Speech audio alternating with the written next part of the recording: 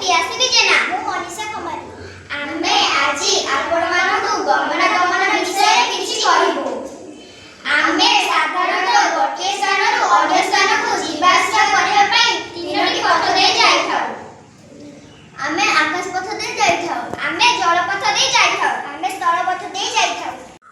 ଆସ ଆଜି ଆମେ ଜାଣିବା ସ୍ଥଳ ପଥ ଦେଇ ଯିବା ଆସିବା କରିବା ପାଇଁ କେଉଁ ଯାନବାହନରେ ଯାଇଥାଉ। Car, bus, motorcycle, cycle, scooter, tempo,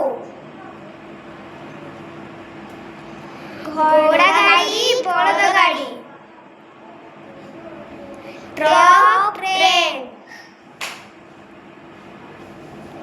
rickshaw, tractor.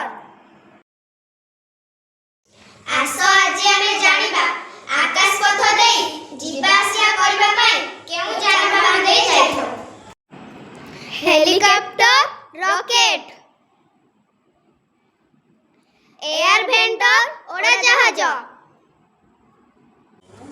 आस आज आमे जानिबा जलपथ देई जिबा आसिया करिबा पई केउ जानबाहन देई जाइथौ। नौका, बुड़ाजाहाज, जहाज, भुटुभुटी, सेलिंग जहाज, मोटर बोट,